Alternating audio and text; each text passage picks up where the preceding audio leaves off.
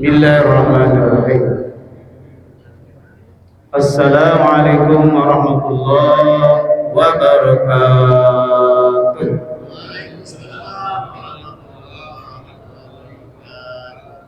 Sallu ala nabi.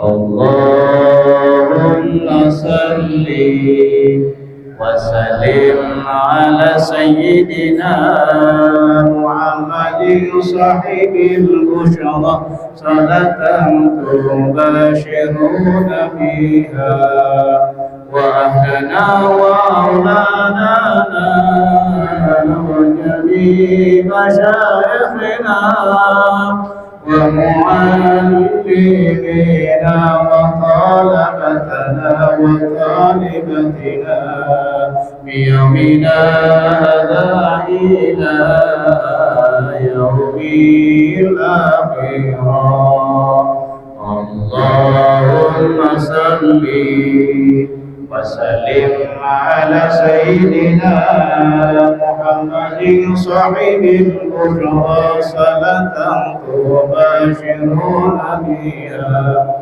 وأهلنا وأولادنا وجميع مشايخنا ومعلمينا وطلبتنا وطالبتنا بيومنا هذا إلى يوم الآخرة اللهم صل على سيدنا محمد طب القلوب ودوائها وعافية الأبدان وشفائها ونور الأبصار وضيائها وعلى آله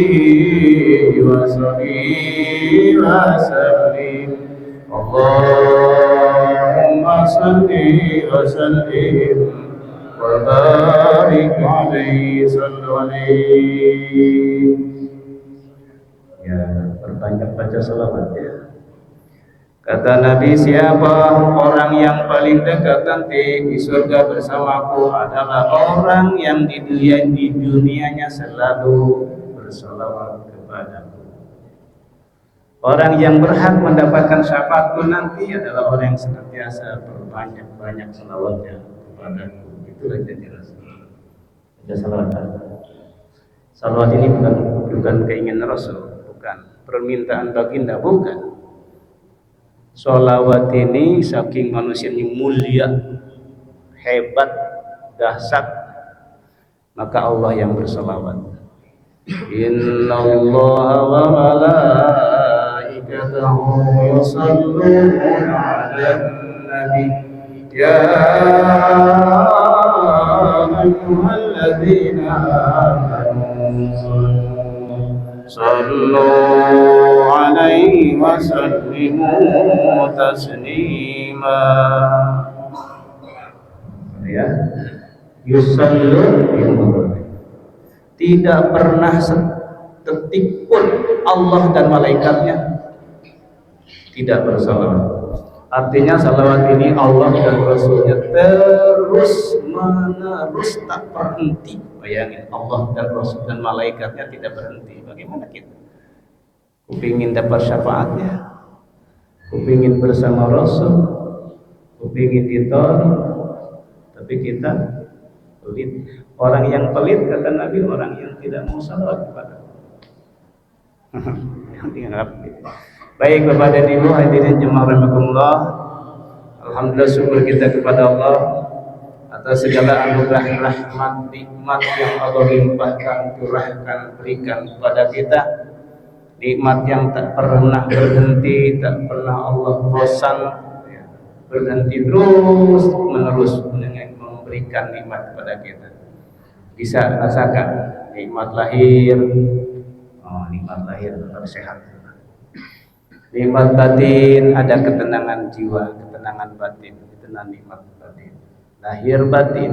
Apalagi yang paling nikmat, yang paling besar, yang paling agung, paling mulia, tak ternilai dengan dunia dan isinya, iman Islam.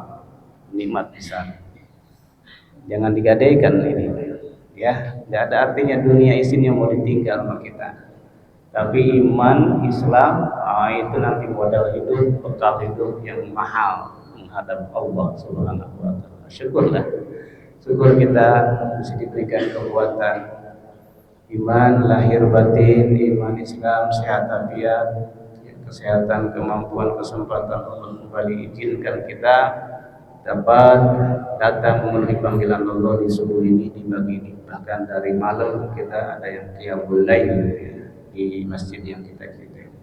Tentu berharap mudah-mudahan apa yang Allah berikan kepada kita sebagai titipan, apapun sehat titipan, harta titipan, jabatan titipan sementara, ya. Mudah-mudahan titipan-titipan ini yang Allah sementara titipkan kepada kita, harta nyawa pun titipan Allah, harta sedikit pun titipan Allah, apalagi yang punya jabatan kekuasaan titipan, dititipi, maka suatu saat ini akan diambil sama Allah. Nyawa pun kita akan diambil. Mudah-mudahan ini mampu kita mensyukuri dengan ketaatan, kepatuhan, ketundukan kepada apa yang Allah perintahkan untuk kita. Salam salam semoga tercurah terlimpahkan kedua kejalan Nabi wa habibina syafi'ina Muhammad sallallahu alaihi wasallam. Allahumma salli ala sayyidina Muhammad wa ala ali sayyidina Muhammad. Jemaah, sebelum kita masuk, ada dua kewajiban membaca sholawat. Membaca sholawat itu wajib, Pak. Satu, wajibnya di mana? Selainnya sunnah. Kapan baca sholawat menjadi wajib buat kita? Yang pertama, kita ketika sholat kan membaca apa? Sholawat. Itu menjadi rukun sholat, berarti wajib, Pak. At-tahiyatul barakatuh shalawatu thayyibatu assalamu alayka ayyuhan nabi wa rahmatullahi wassalamu alayna wa alayhi Allahumma. Nah, itu wajib, Pak. Itu rukun sholat. Nggak baca itu nggak sah sholat, Pak, ya. Itu yang pertama. Yang kedua, di mana wajib sholawat? Ketika Nabi Baginda Muhammad sallallahu alaihi wasallam disebut namanya, nah itu wajib, Pak. Ada dalilnya, alasannya. Kenapa wajib di situ? Makanya kalau orang yang baca surat ketika Nabi Muhammad berarti cuek, tidak anggap Nabi sebagai Nabi. Ketika Rasulullah Shallallahu Alaihi Wasallam naik pada tangga mau menyampaikan tausiah atau nasihatnya kepada dia di hadapan para sahabat kaum muslimin saat itu, Nabi naiklah ke mimbar. Nabi kan ada tangga-tangganya. Coba lihat ke Madinah, ya kan?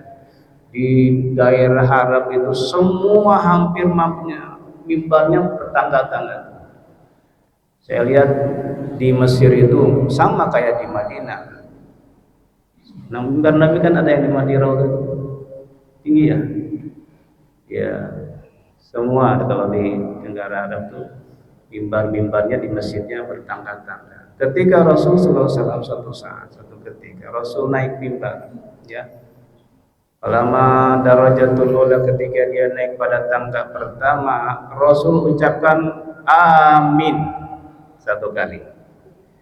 Naik ke tangga kedua, ini sebelum khutbah nih Nabi belum sampaikan tausiahnya, ya, sahabat. Naik ke tangga kedua, ucap amin. Nah, amin kata Rasul.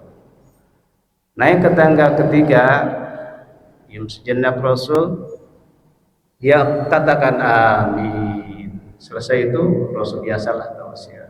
Selesai tausiahnya, turun dari mimbar, para sahabat bertanya, wahai baginda Rasulullah SAW, tidak biasanya kok hari ini kok tumben, seolah bahasa kita ya, kok tumben ya Rasul, nggak biasanya, nggak seperti biasanya. Kok hari ini ketika tadi saya perhatikan, saya dengar Kau Rasul naik ke tangga mimbar pertama kau ucapkan amin, kedua amin, ketiga amin. Ada apa ya Rasulullah? Oh kalian tidak tahu ya Rasul. Oh begini kata Rasul. Yang pertama, ketika aku naik mimbar tangga pertama, aku ucapkan amin. Di saat itu malaikat Jibril datang mendatangiku, menghampiriku, dan dia berbisik kepadaku, ya Rasulullah, ba'uda, yang pertama itu, ba'uda, celaka orang-orang yang dikasih kesempatan masuk di bulan suci Ramadan, tapi dia setelah Ramadan tidak mendapat ampunan Allah. Ba'uda, celaka, rugilah dia. Maka aku katakan amin. Saya suruh ngucapin amin. Seolah-olah itu doanya malaikat Jibril yang didoakan oleh baginda Rasul sallallahu alaihi wasallam. Bayangin Bapak dan Ibu, kalau malaikat Jibril yang berdoa, Rasul orang suci mengaminkan, apa iya doanya meleset? Pasti dikabul, yakin gitu.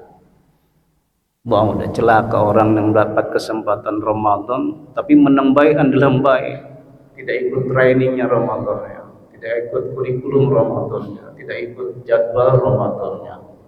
Begitu kan, jadwal Ramadan banyak kan, mulai tadi siang malam, siangnya siang nani, kemudian malamnya qiyam, sholat tarawih, itikaf, tadarus, sedekah, oh banyak tuh.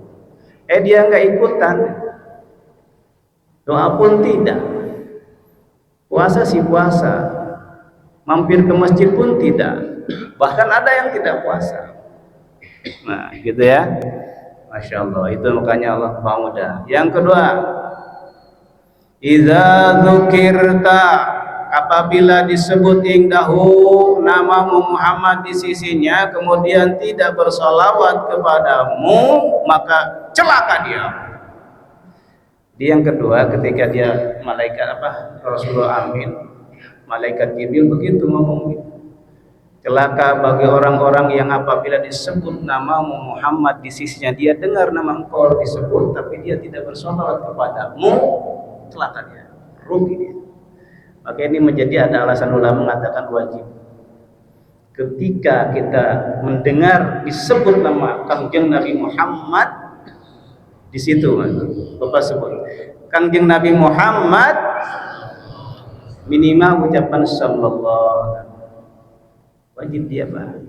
Menyampaikannya sunnah, tapi menjawabnya wajib. Kayak kita mengucapkan salam kepada bapak, hukumnya sunnah, tapi jawab salamnya wajib. Gitu Pak ya. Ini harus tahu kita ilmu ya.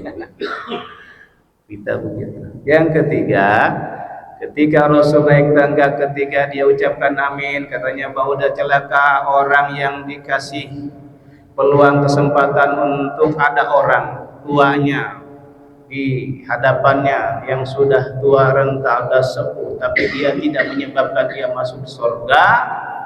Berarti dia durhaka sama orang tua, mengabaikan orang tua, tidak dilayani dengan baik, tidak disantuni dengan baik, ya, maka dia celaka. Kesempatan Bapak Ibu, apalagi yang punya orang tua, baik-baiklah orang tua, berbaktilah, berbakti. Di situ surga kita, Bapak dan Ibu. Di situ keramat hidup kita. Doanya masih ada. Kita kalau sudah tidak ada baru nyesal. Begitu ya Pak ya, walaupun kita sudah tua kan kita punya orang tua ya, begitu. Baik Bapak dan Ibu, Ramadan ini adalah namanya syahrut tarbiyah, bulan latihan, bulan diklat istilahnya, bulan training, namanya tarbiyah, month of training, bulan latihan.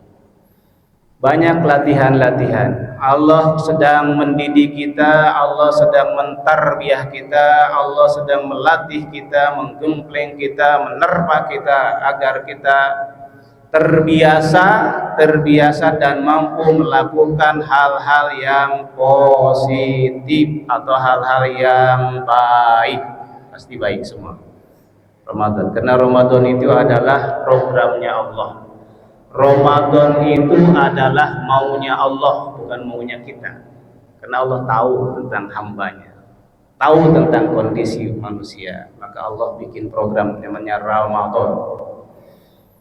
Tarbiyah Ramadan itu pendidikan Ramadan yang kita mungkin Allah sedang alami gembleng ya. Salah satu di antaranya yaitu kita sedang dididik, dilatih agar kita bisa dan mampu mengendalikan hawa nafsu yang pertama.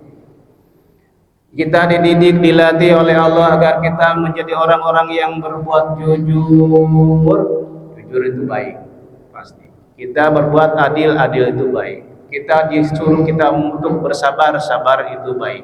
Bahkan Allah selalu bersama orang yang sabar. Kita dididik oleh Allah agar menjadi orang yang pandai bersyukur, la'allakum tashkurun. Ya, la'allakum tattaqun, menjadi orang yang takwa, yang setia, yang patuh, yang tunduk patuh taat setia kepada aturan dan hukum Allah, syariat Allah. Dididik kita, dilatih oleh Allah kita lewat tarbiyah Ramadan agar kita ini mau sholat berjamaah. Nah, sholat berjamaah. Dilatih oleh Allah agar kita mau memakmurkan masjid, ya kan? Apalagi banyak. Dididik, dilatih kita agar kita dekat akrab dengan Quran karena Ramadan bulan Quran, ya kan? Untuk berinfak, bersedekah, dididik kita agar menjadi orang yang peduli. Salah satu kepedulian kita apa? Berbagi, ya. Ramadan dilatih sama kita supaya menjadi orang yang merasa dan merasakan, merasakan orang lain, bagaimana penderitaan orang lain, bagaimana kesusahan orang lain, bagaimana sakitnya orang lain. Temannya orang di Ramadan itu. Baik Bapak dan Ibu, kita akan mungkin dua hal saja. Satu hal saja yang penting kita akan mungkin bahas dalam waktu yang singkat ini. Ramadan mentarbiyah kita agar kita dilatih, dididik, terbiasa untuk sholat berjamaah. Kita akan bahas ini. Sholat berjamaah ini memiliki dua pahala ganda. Pahala yang pertama, pahala sholat berjamaah itu sendiri. Pahala yang kedua adalah pahala memakmurkan masjid. Ini memiliki keutamaan masing-masing. Satu, ya, lewat Ramadan kita supaya apa? Berjamaah. Berjamaah ini Bapak dan Ibu, dan apa nanti keuntungan keutamaan berjamaah ini? Berjamaah ini contohnya Rasul. Nah, kita ibadah itu ikut Rasul, Pak. Nggak ada contoh lain. Contohnya ikut baginda Rasul SAW. Salah satu sholat berjamaah. Rasulullah SAW tidak pernah ketinggalan sholat berjamaah. Itu Rasul. Jamin masuk surga. Maksum dia, ampunan dosa. Pasti jamin. Kita nggak ada jaminan, Pak. Tidak ada jaminan kita. Rasulullah menjamin manusia suci mulia. Nah, apa keuntungan sholat berjamaah? Yang pertama Bapak dan Ibu, keuntungan sholat berjamaah itu beda dengan sholat sendiri di rumah. Makanya sholatnya memang harus di masjid. Fi buyutin adzinallah an turfa'a wa yuzkara fi hasmuhu bil ghudwi wal asal. Salat berjamaah itu berzikir, disebut namanya, di sini ditetapkan fi buyutin, di rumah-rumah dia, rumah Allah yang telah Allah izinkan, Allah perintahkan untuk disebut nama-namanya, itu masjid. Maka keutamaan masjid beda dengan salat berjamaah itu, ya. Hebat keuntungannya apa Bapak Ibu? Melangkahkan kaki dari rumah, apalagi kalau wudunya diambil dari rumahnya masing-masing. Ibu berangkat ke masjid, setiap langkahnya itu langkah dicatat malaikat sebagai kebaikan. Kita kan nggak tahu aja, kita aja duduk di sini emang Bapak tahu. Padahal kita di sini di samping kanan kiri Bapak itu ada siapa? Ada siapa Pak? Malaikat. Mana bukti dalilnya? Bapak kalau ngomong harus ada dalil kan? Idz yatalaqqal mutalaqiyani 'anil yamini wa 'anil shimali qa'id. Ingat kata Allah. Tatkala ada dua malaikat yang selalu mengiringimu, selalu siap untuk mencatat amal perbuatanmu, baik yang baik maupun yang buruk, itu duduk yang satu di samping kanannya, anil yamin, yang satu duduk di samping kiri. Bapak aja nggak lihat, nggak lihat, ada malaikat Pak. Bahkan depan belakang ada malaikat, berdasarkan surat Ar-Ra'd ayat 11. Lahu mu'aqibatun min baini yadayhi wa min khalfihi yahfaduna min amrillah. Ada malaikat-malaikat yang menjaga kamu, selalu menjaga kamu di depan, di belakang, kanan, kiri itu. Jadi ada 4 malaikat Pak setiap saat. Dan malaikat-malaikat itu berjumpa di waktu subuh dan di waktu asar. Makanya waktu subuh spesial Pak. Ini disaksikan oleh para malaikat. Malaikat penjaga subuh adanya, dikumpul dia subuh bertemu. Malaikat yang siang, ya, malaikat subuh di waktu subuh dan yata'aqabuna malaikatun bil lail wa malaikatun bin nahar yajtami'una fi sholati subhi wa sholati asr. Ya, ada malaikat yang selalu bergiliran bergantian menjaga kamu, mendampingi kamu, mengiringi kamu, mencatat perbuatan kamu. Malaikat menjaga malam dan malaikat penjaga siang. Mereka berkumpul bertemu di waktu subuh dan asar untuk mengadakan pergantian jabatan, tugas, serah terima tugas waktu subuh dan waktu asar. Makanya salat subuh. Jadi ada catatan Pak. Jadi setiap kita langkah ke masjid dicatat. Di langkah ke masjid satu ampunan dosa, ampun dan diangkat derajat. Tuh kelebihannya sholat berjamaah. Kedua, kenapa? Apa kelebihan sholat berjamaah? Segitu ditekankan oleh baginda Rasul Sallallahu Alaihi Wasallam. Sholat berjamaah itu lebih baik. Itu Nabi katakan lebih baik daripada sholat sendirian yang Allah balas, Allah lipat gandakan pahalanya sampai 27 kali lipat, 20 derajat. Bisa biwa isrina darajatan, 20 derajat. Padahal saat itu tinggi mulianya derajat di sisi Allah. Satu derajat ke derajat yang lain itulah 500 perjalanan, 500 tahun perjalanan. Saking mulianya Pak. Ya, saking mulianya itu salat berjamaah. Maka jangan tinggalkan. Kemudian apalagi keuntungan salat berjamaah. Salat berjamaah itu kata Nabi, sholatul rajuli ma'al jamaah khairum min sholati arba'ina sanatan munfaridan fi baitih. Sholat berjamaah yang dilakukan oleh seseorang itu lebih baik dia daripada sholat 40 tahun lamanya dikerjakan sendirian di rumah. Masya Allah, dahsyat nggak Pak?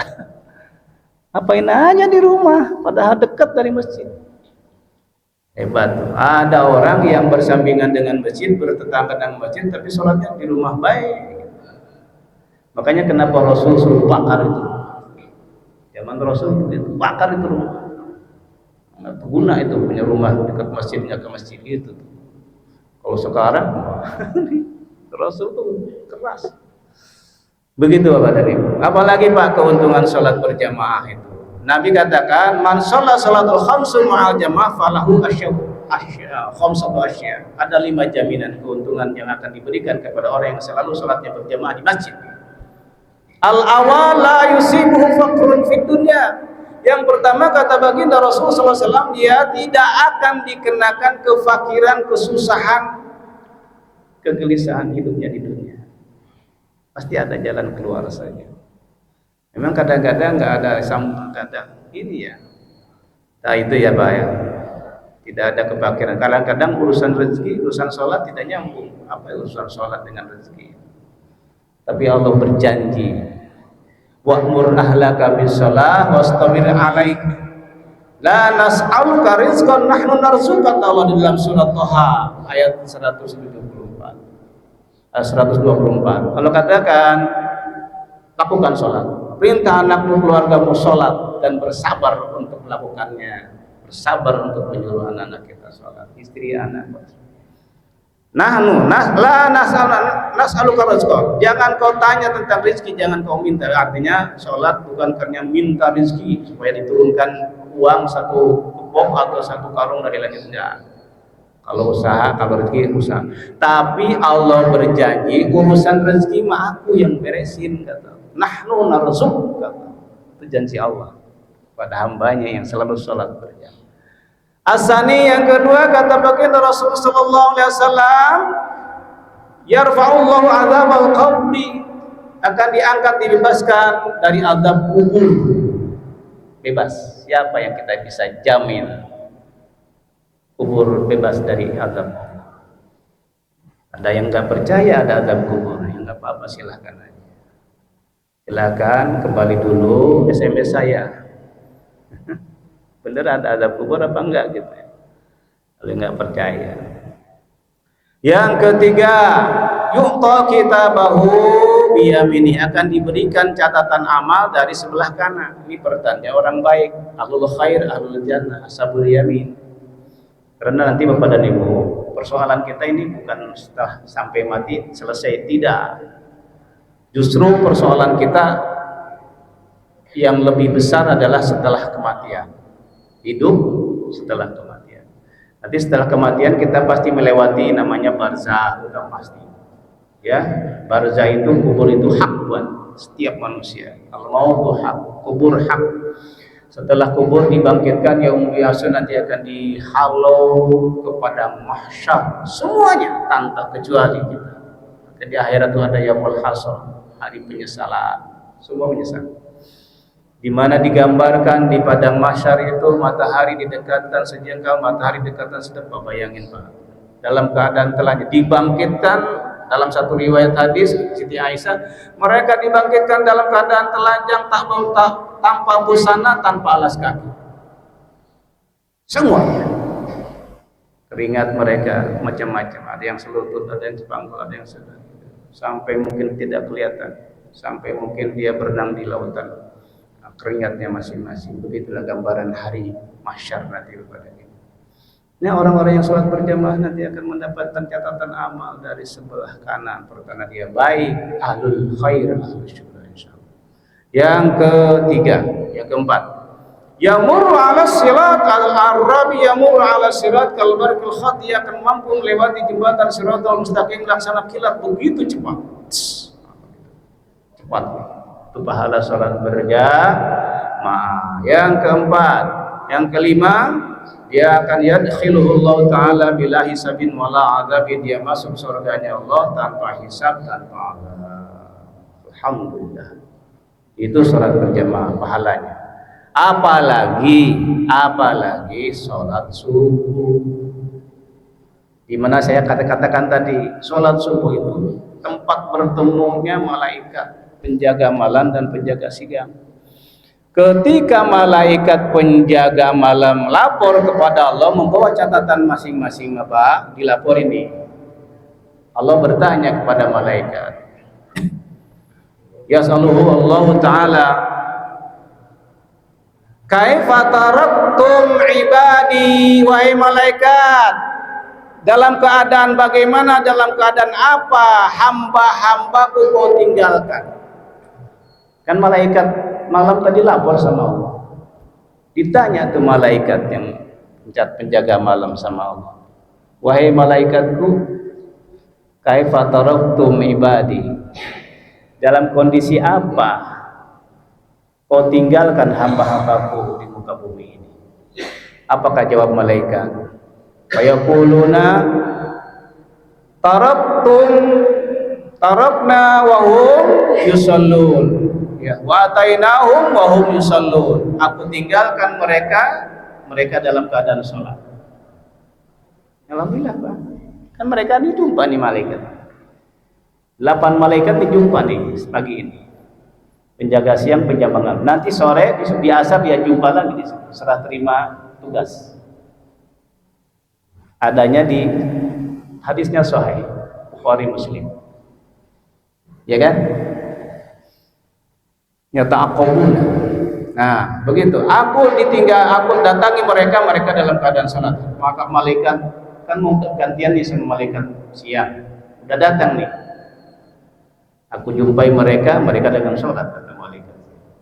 Karena ini dari siang nih sampai nanti malam ada malaikat itu, yang 4 malaikat itu pencatat, penjaga, dijaga depan belakang, dicatat kan namanya raqib atid. Ma yalfidu min qawlin illa raqibun atid. Nah di waktu subuh itulah Pak sholat berjamaah. Maka kata Nabi, siapa orang yang sholat berjamaah lalu setelah sholat dia dulu berzikir kepada Allah, mohon ampun kepada Allah, berdoa sampai dia hatta lain, sampai dia muncul datang terbit matahari, karena kahaji wa umrah tamatan tamatan tamatan, yaitu ibaratnya dia seperti dapat pahala haji dan umrah sempurna sempurna sempurna. Pahala berjamaah sholat subuh, Pak. Jadi bapak-bapak, apalagi yang belum pernah sholat umroh haji, peluang nilai pahalanya ada di sini. Maka orang-orang yang mungkin miskin, yang memang tidak sanggup secara materi berangkat haji umroh, ini peluangnya Allah kasih. Memang adilnya Allah di situ. Begitu ya. Sampai-sampai Rasulullah aja waktu musim kurban, umat Islam itu Rasulullah kurban 2. Yang pertama untuk keluarganya, yang satu sapi dia kurbankan untuk semua umatnya. Hadza min ummati, hadza kurban untuk umatku. Begitu Rasul. Cintanya Rasul seperti itu, pedulinya Rasul seperti itu kepada umatnya, Pak. Bagaimana kita ngaku-ngaku Nabi Muhammad SAW pun kagak mau, pelit. Gitu ya. Begitu, bahkan rakaat al-fajri khairum minad dunya wa ma fiha. 2 rakaat fajar, di rakaat fajar itu bisa sebelum fajar salat sunat, bisa dikatakan namanya salat subuh fajar.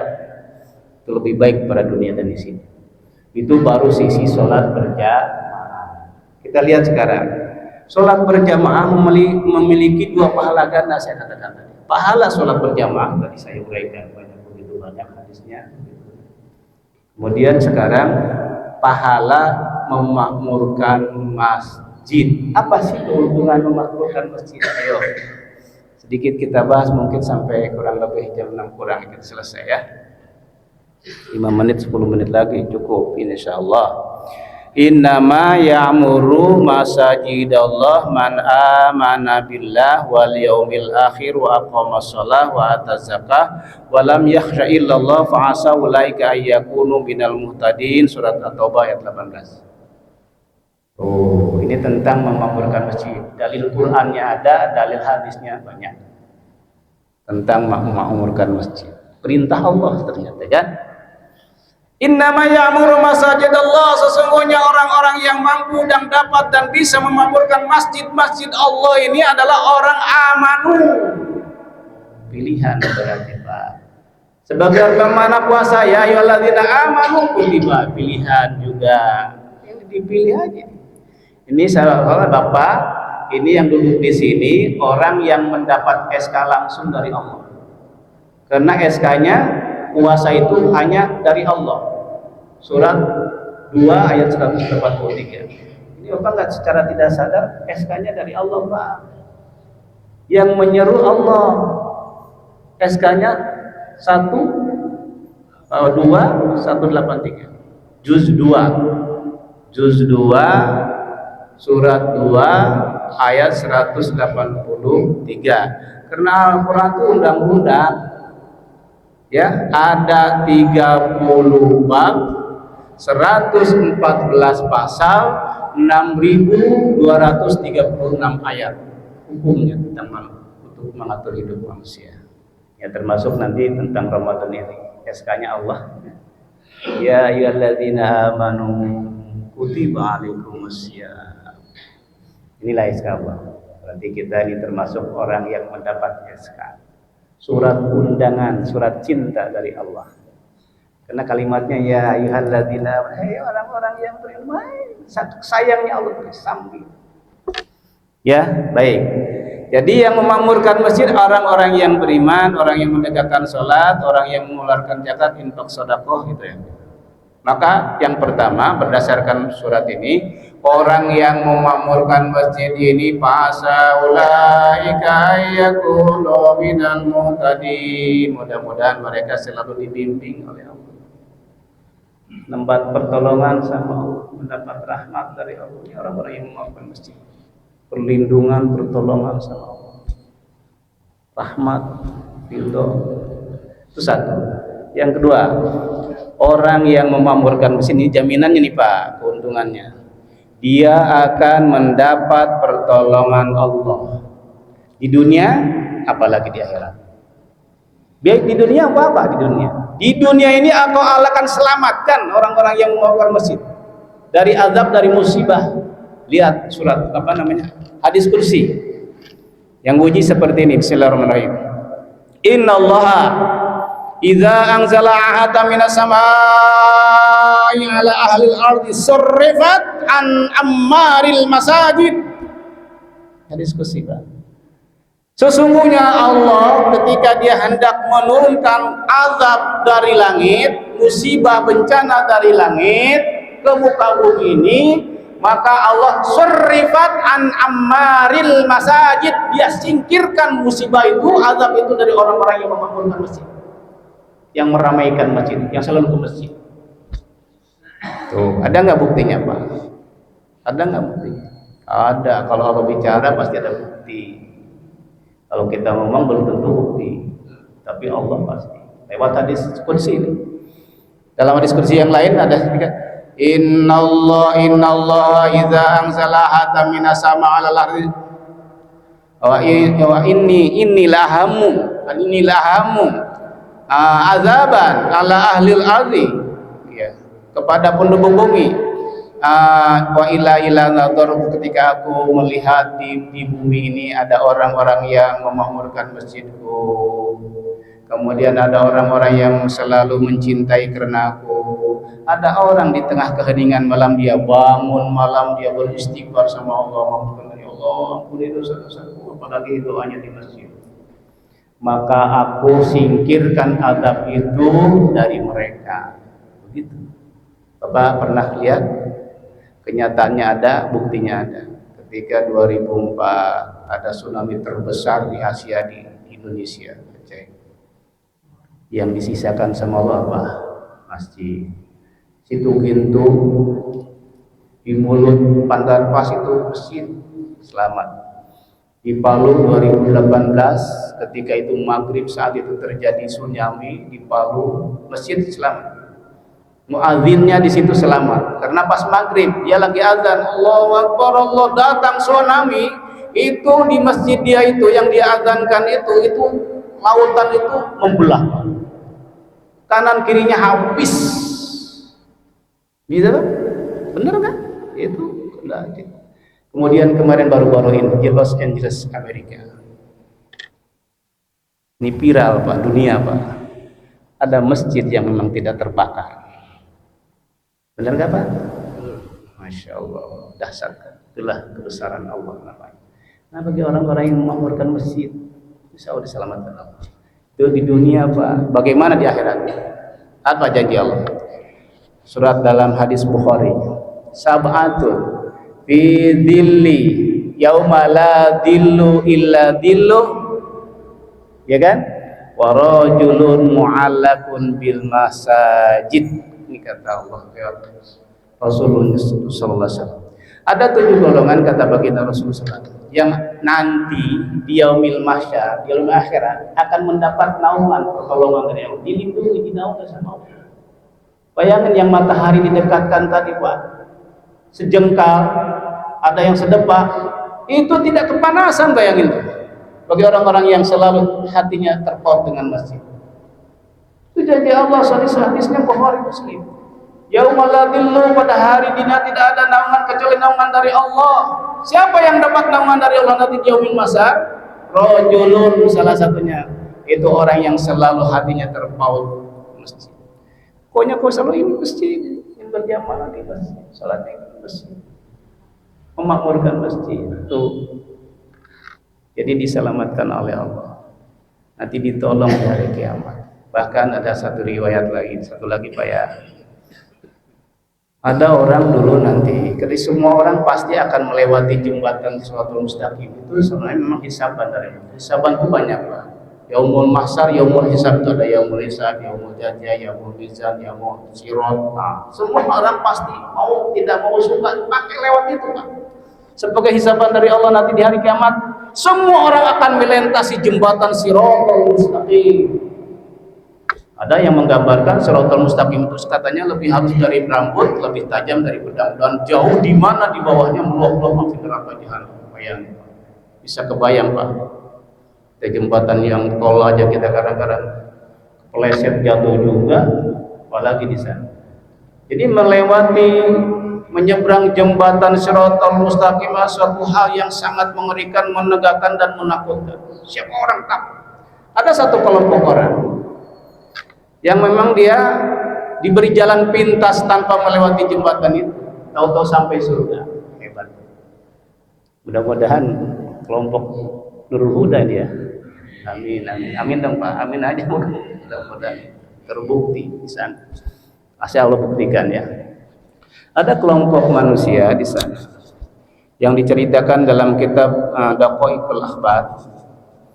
Dia menceritakan ada sekelompok manusia di sana nanti di hari kiamat. Dia sudah naik di jembatan Shiratal Mustaqim. Dia mau nyebrang, takut, bahkan nangis dia di sana. Dia berharap mungkin ada datang pertolongan. Lalu malaikat Jibril datang menghampirinya. Dia tanya, malaikat Jibril bertanya kepada kelompok itu yang sudah berada di atas jembatan Shiratal Mustaqim dan tidak mau menyeberang, yang lain pada nyebrang. Dia lihat mungkin nyebrang orang terguling, cengkuk. Selamat pasti surga. Enggak selamat, udah hampir neraka. Padahal itu neraka Bapak dan Ibu. Ada satu riwayat mengatakan kalau kita melempar batu ke neraka itu, nanti batu itu baru sampai ke dasar neraka selama 70 tahun lah. Itu berarti dibayangkan itu berapa dalamnya itu. 70 tahun baru nyampe itu batu. Atau Bapak dilempar dia ke sana, 70 tahun baru nyampe. Begitu neraka jahanam itu, gambaran siksa Allah, azab Allah nanti di hari itu. Ini ada kelompok ini kok nangis dia. Jibril bertanya, kenapa kamu nangis? Aku takut ya Jibril, takut. Lalu malaikat Jibril bertanya lagi, kok takut? Gak berani, gak berani. Lalu kata malaikat Jibril, bagaimana kamu kalau dulu kamu waktu di dunia menyeberangi sungai Cisadane, pakai apa? Kalau kamu nyebrang lautan, pakai apa? Dia jawab, pakai perahu. Oh. Nah, malaikat Jibril pergi, kemudian tak lama kemudian dia datang kembali, dia membawa masjid dalam bentuk perahu. Lalu mereka datang, mereka naik di atas perahu itu yang Jibril tadi datangkan kepada di hadapan mereka. Wailana, celaka aku, bagi orang yang berjana, orang yang zalim, durhaka. Itu dia, celaka aku, mau dibawa kemana kalian, aku mau kemana dulu? Kalau bisa aku tunggu, bisa nggak aku sebentar lagi pulang ke dunia? Begitu penyesalan. Tapi orang soleh enggak kalimatnya begitu. Kalau itu yang menjerit malaikat apa mayat itu, yang dengar semua makhluk mendengar Pak. Cacing, semut, pohon dengar itu suara. Tapi manusia, kecuali manusia tidak mendengar jeritan mayat. Tapi kalau diberitahu, tahu itu yang bawa mayat pasti pingsan Pak. Saking dasarnya cerita. Demikian jemaah, inilah Ramadan kita, mudah-mudahan terus kita semangat ya, berjamaahnya semangat. Sampai kapan? Sampai kita disolatin secara berjamaah. Ya kan? Sampai kita digotong ke masjid, maka kita ke masjid sebelum digotong ke masjid. Begitu ya Bapak dan Ibu. Mudah-mudahan ini Ramadan